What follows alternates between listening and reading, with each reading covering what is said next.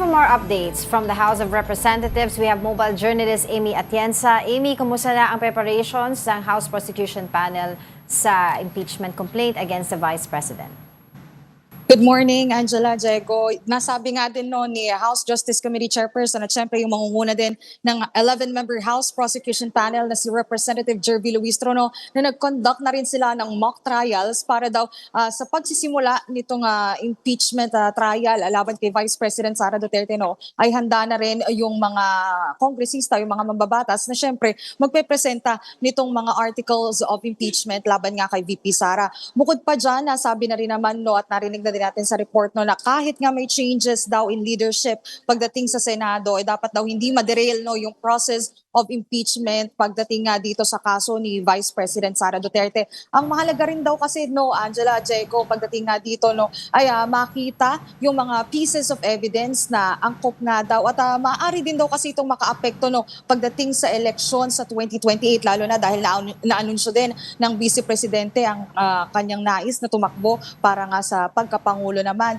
So yan yung mga aabangan pa natin na developments pagdating dito sa end ng House of Representatives pero tuloy-tuloy ang nagiging preparasyon. Maya-maya asahan din natin na makakapanayam din natin yung ilan pa sa mga miyembro ng House Prosecution Panel. Pero bukod pa dyan, syempre marami rin na pinaabangan din dito sa Kamara pagdating nga dun sa mga preparations din sa ibang measures na gusto nila i-prioritize. Maya-maya lamang makikita natin na magkakaroon din ng marcha pagdating nga doon sa panawagan ng Senior Citizen Party List dito sa Kamara tungkol doon sa universal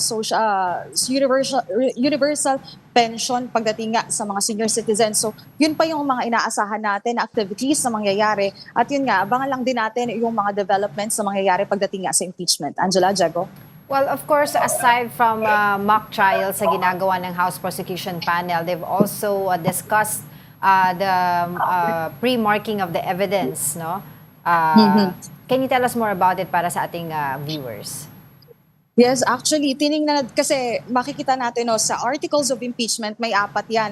So na-classify yan into the confidential funds, the unexplained wealth, doon sa bribery, pati na rin yung grave threats ni VP Sara. So tiningnan nila yung mga nakapaloob na pieces of evidence nga doon sa allegation na nakalagay doon sa article of impeachment at doon na nila tiningnan kung sino nga ba yung pwede nilang makitang witness para nga magsalita din doon sa sa corresponding na article of impeachment. Nakita na rin nila yung mga documents, mas nililayout na nitong House Prosecution Panel yung documents na kinakailangan para nga mas maayos nilang maipresenta itong articles of impeachment.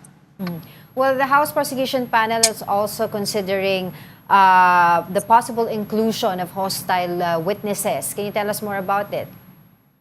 Actually, Angela, dyan naman sa hostile witnesses, syempre, kinakailangan daw kasi nilang mailatag ng mas maayos yung pagdating nga dito sa mga aligasyon laban kay Vice President Sara Duterte. So far, I would ask for more information about it para nga din mas makita natin kung ano nga ba yung magiging plano din ng House of Representatives or ng House Prosecution Panel pagdating nga dyan. All right, thank you so much. That was our mobile journalist, Amy Atienza.